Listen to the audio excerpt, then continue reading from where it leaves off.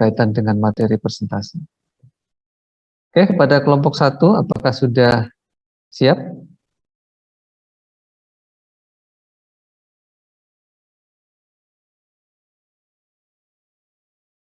Kelompok 1, apakah sudah siap? Sudah siap, Pak. Hasilnya sudah terlihat, Bapak. Sudah terlihat.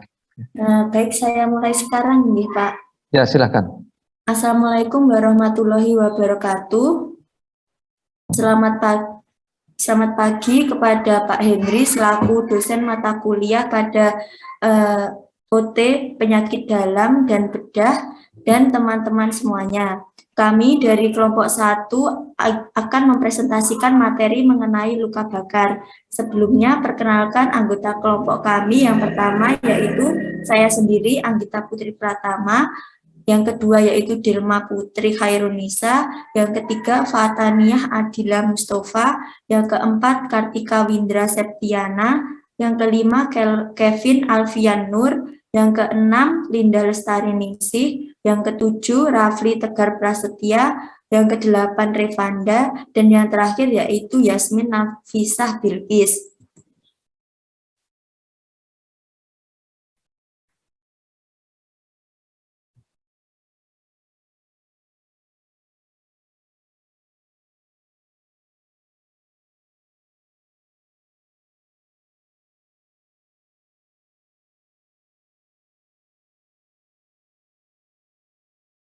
Baik, di sini kami akan melakukan pembahasan yang pertama yaitu pendahuluan, yang kedua identitas dan diagnosis klien, yang ketiga data subjektif, yang keempat initial assessment, yang kelima data objektif, yang keenam pengkajian data, yang ketujuh tujuan terapi, dan yang terakhir yaitu pelaksanaan terapi. Untuk yang pertama yaitu definisi luka bakar. Luka bakar atau kombustio adalah suatu trauma yang disebabkan oleh panas arus listrik, bahan kimia, dan petir yang mengenai kulit, mukosa, dan jaringan yang lebih dalam. Luka bakar yang luas dapat mempengaruhi metabolisme dan fungsi setiap sel tubuh. Semua sistem dapat terganggu, terutama sistem kardiovaskular. Menurut Rahayuningsih pada tahun 2012.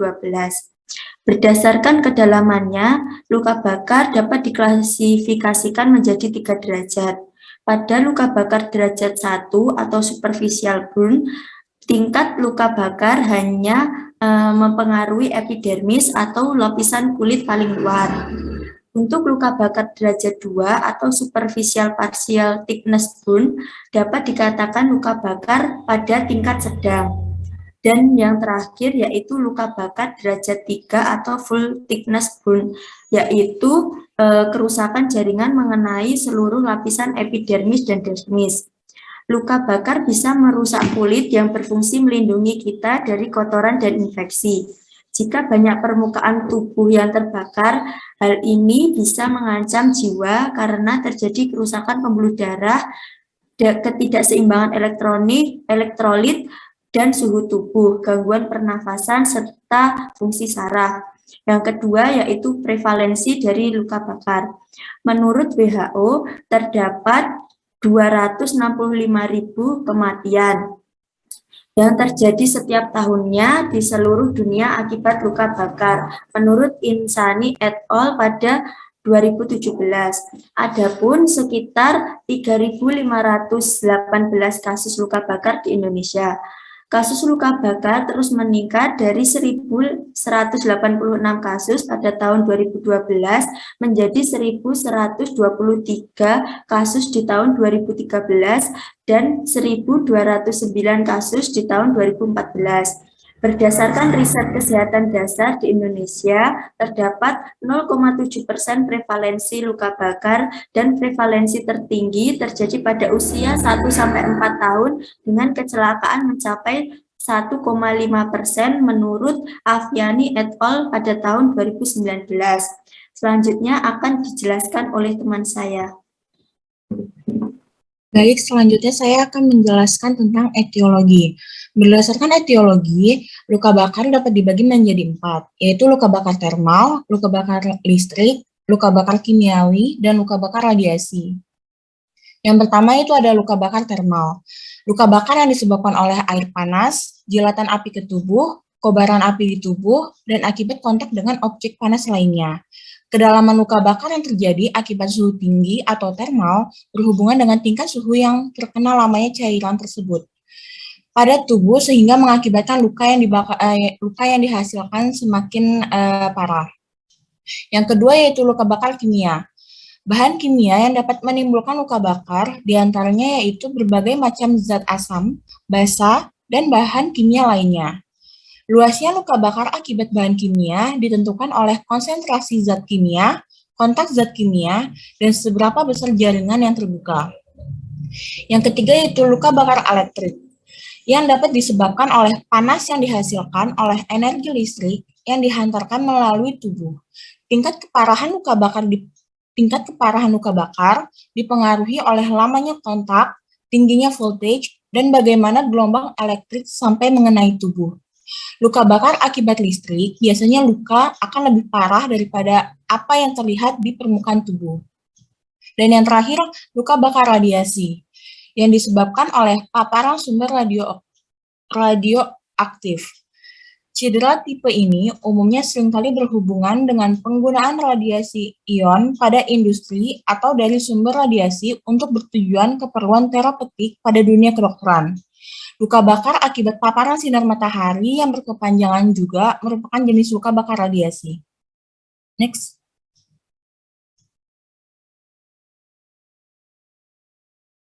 Selanjutnya yaitu gambaran klinis pada luka bakar.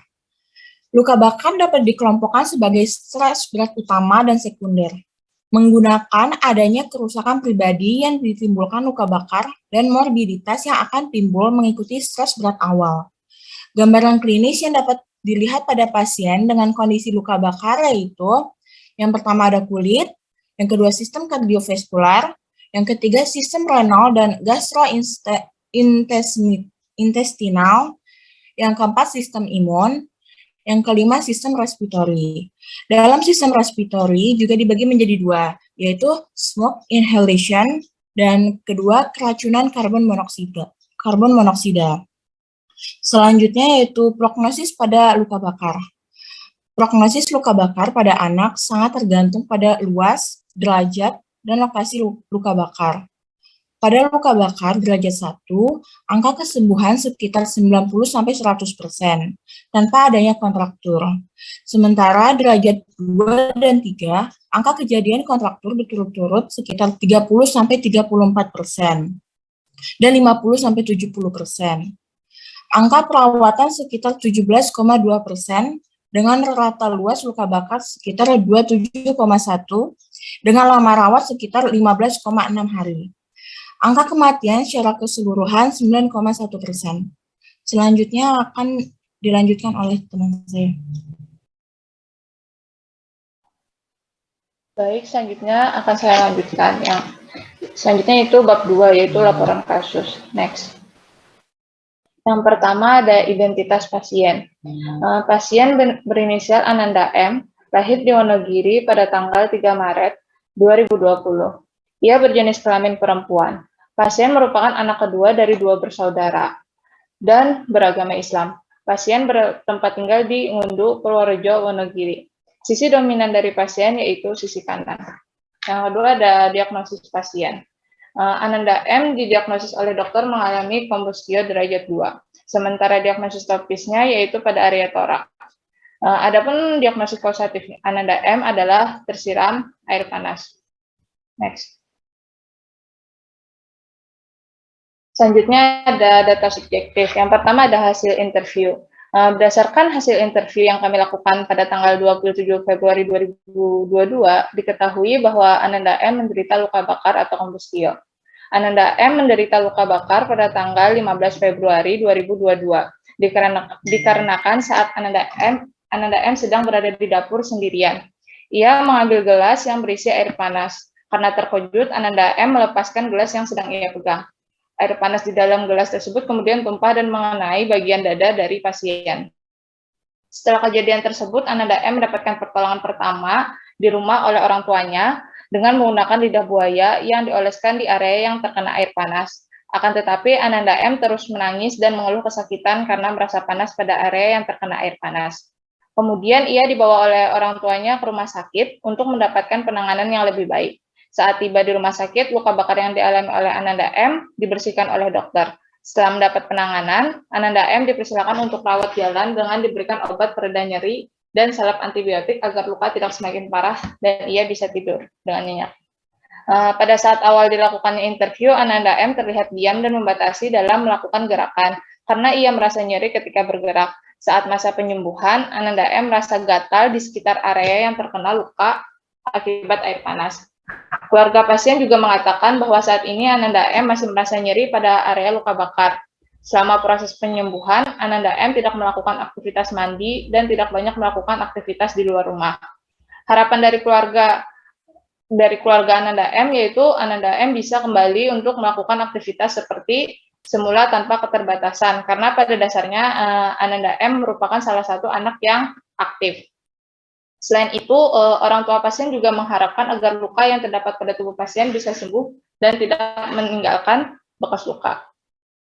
Yang kedua ada data hasil observasi, di mana berdasarkan hasil observasi yang telah dilakukan pada tanggal 27 Februari 2022, pada saat kami datang ke kediamannya, Ananda M terlihat baru saja bangun tidur dan pada saat kami datang, postur tubuh dari Ananda M terlihat tegap dan tidak membungkuk. Kulit pasien putih dan terdapat luka pada bagian dada yang terkena air panas. Mobilitas Ananda M tergolong baik. Hal ini terlihat ketika Ananda M dapat berjalan dengan normal. Saat pertama kali bertemu, Ananda M menggunakan baju kemeja, tetapi tidak dikancingkan karena luka pada area dada pasien masih terlihat basah dan kemungkinan pasien merasa takut ketika terkena kain baju yang menyebabkan luka tersebut semakin parah.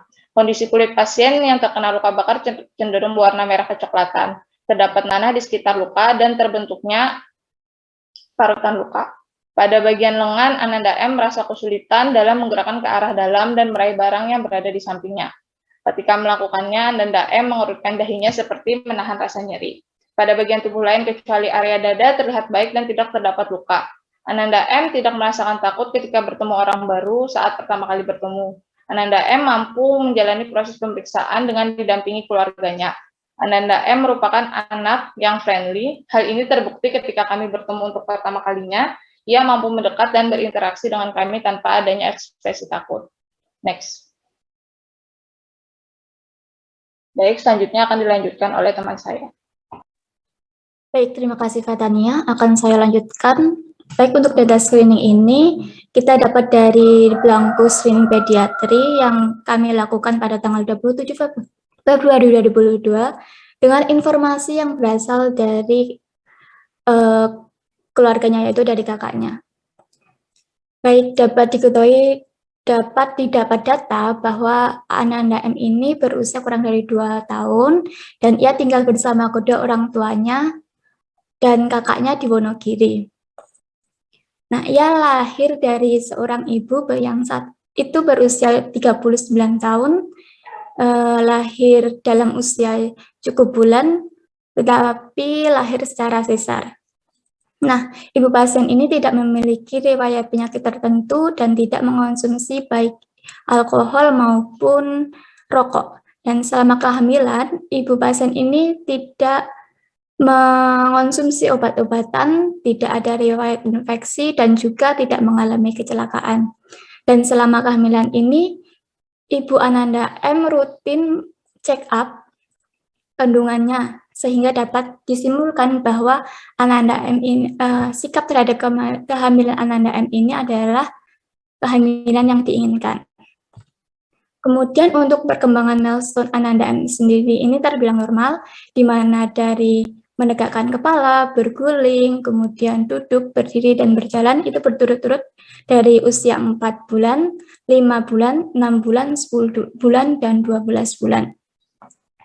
Kemudian Ananda M ini lebih senang untuk bermain sendiri dan merupakan anak yang cukup aktif Dan lama waktu pasien untuk melakukan kontak mata itu sekitar 10 detik. Kemudian tidak ada indikasi kecemasan ataupun gerakan-gerakan stereotip yang dilakukan oleh Ananda M. Sementara tentang atensi Ananda M ini kurang lebih sekitar 3 menit. Untuk keterampilan sensori motor Ananda M ini, ia ada keterbatasan pada lingkup gerak sendi di area shoulder, yaitu pada gerakan aduksi dan abduksi horizontal dan gerakan aduksi shoulder. Kemudian secara umum pasien dapat melakukan gerakan halus atau fine motor secara normal. Adapun untuk komunikasinya untuk anak usia 2 tahun itu terlihat sesuai dengan perkembangan usianya dan tidak terdapat masalah atensi dan dapat berkontak mata dengan baik. Untuk aspek kesehariannya, Ananda M ini untuk makan dan minum masih dibantu, masih disuapi, kemudian untuk memakai aktivitas berpakaian seperti berpakaian atas dan berpakaian bawah juga masih dibantu. Dan masih menemui kesulitan jika pakaiannya itu adalah pakaian berkancing. Untuk aktivitas lain seperti hygiene yang seperti mandi, menyisir rambut, juga masih memerlukan bantuan dari keluarganya. Boleh di next?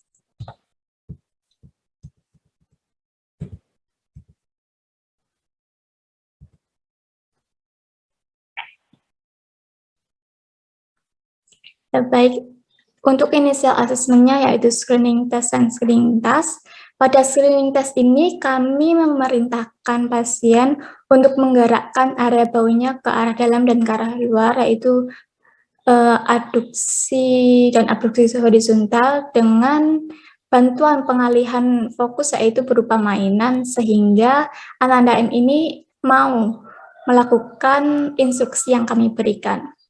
Nah, dari screening test ini didapatkan ekspresi bahwa ia merasa kurang nyaman, ada ekspresi nyeri yang dia tampilkan.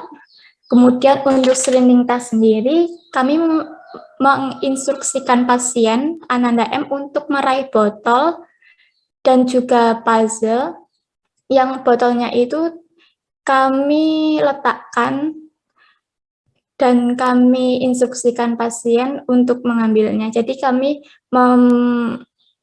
membawa botol tersebut dan kemudian menginstruksikan Ananda M untuk mengambilnya. Nah, diketahui bahwa Ananda M ini terdapat keterbatasan lingkup gerak sendi pada area dada dan shoulder-nya karena adanya luka bakar pada area tersebut. Untuk slide selanjutnya akan dijelaskan oleh teman saya. Terima kasih.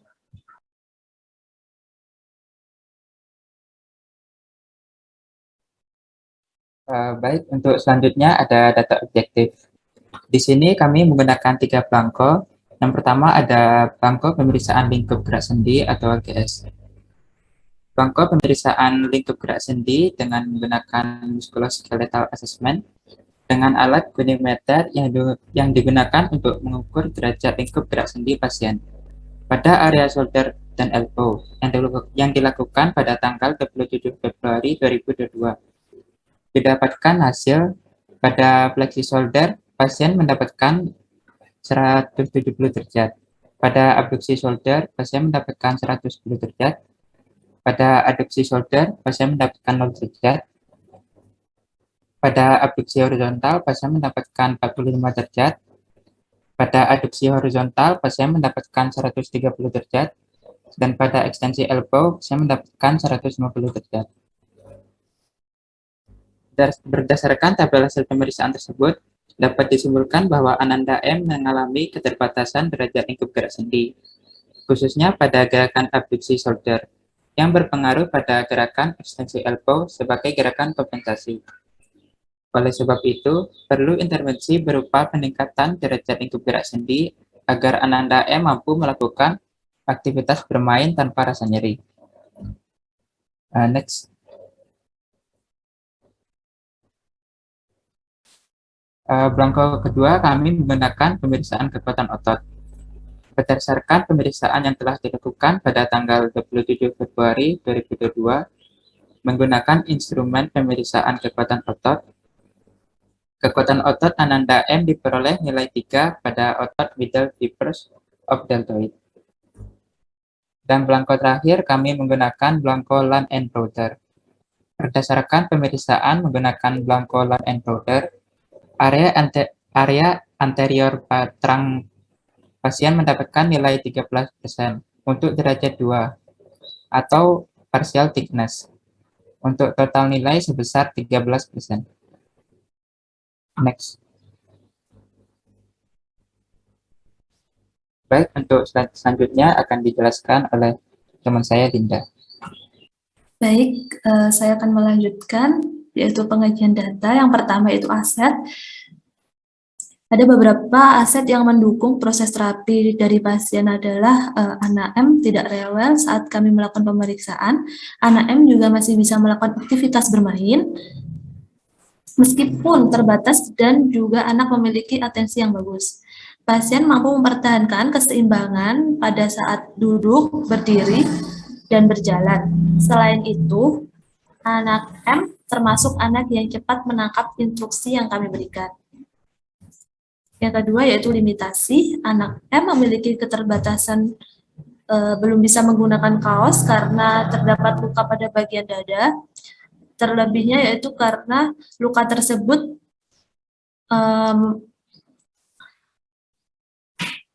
merupakan pergerakan tangan kanan anak M terbatas. Anak M kurang mampu merentangkan tangan saat meraih sesuatu atau benda. Ia merasa kurang nyaman saat berganti posisi tidur karena luka tersebut. Untuk prioritas masalah, berdasarkan aset dan limitasi yang dimiliki oleh pasien, dapat disimpulkan yang menjadi prioritas masalah adalah pada aktivitas memakai kaos.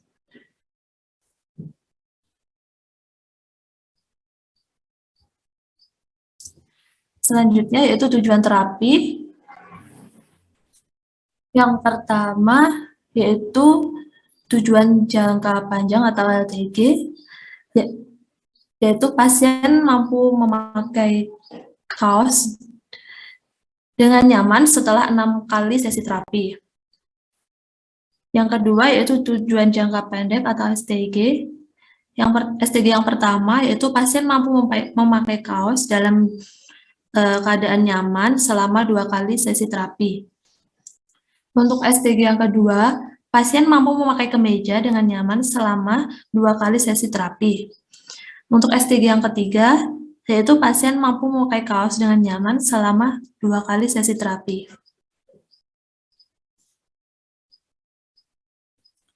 Selanjutnya akan dijelaskan oleh teman saya. Baik, saya akan melanjutkan presentasi.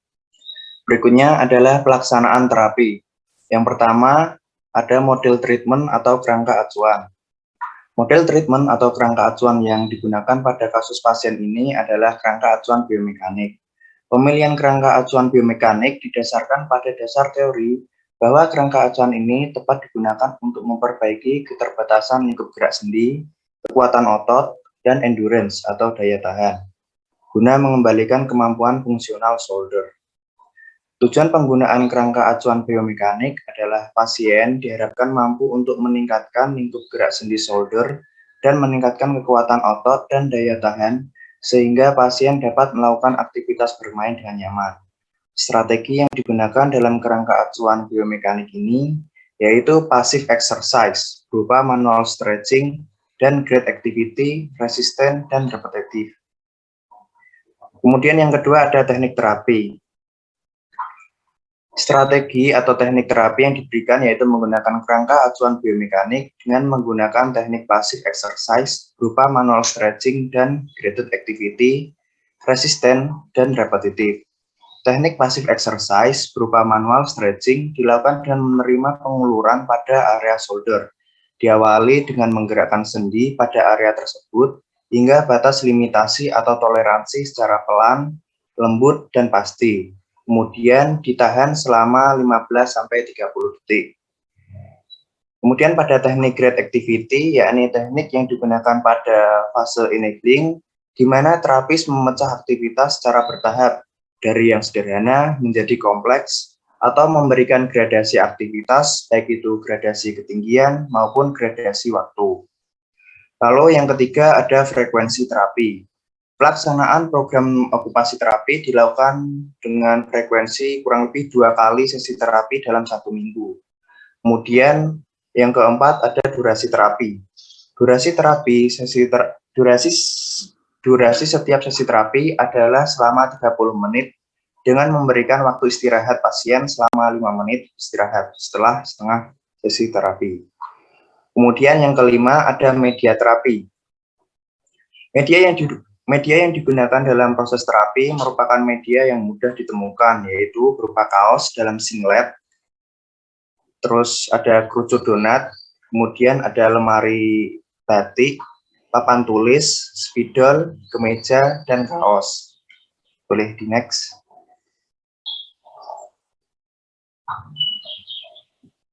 Nah, kemudian ada strategi pelaksanaan terapi.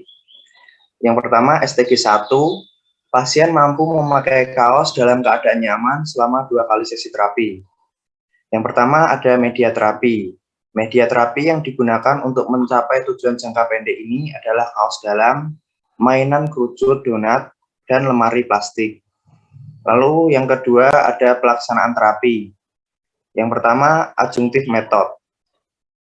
Tahap ini merupakan tahap awal untuk mempersiapkan pasien dalam mengikuti proses terapi, di mana aktivitas ini dilakukan dengan cara terapis terlebih dahulu menyapa anak, kemudian anak diajak untuk melaksanakan gerakan abduksi bahu kanan, berupa menjauhkan tangan kanan dari sisi tubuh semampu pasien.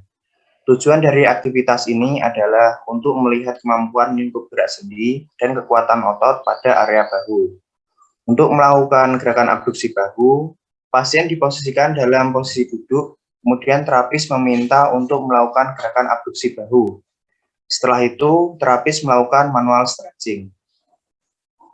Lalu ada enabling activity. Tahapan ini merupakan tahapan lanjutan dari adjunctive method. Enabling merupakan tahapan yang lebih kompleks dibandingkan tahapan sebelumnya. Namun, aktivitas yang dilakukan belum termasuk ke arah purposeful activity.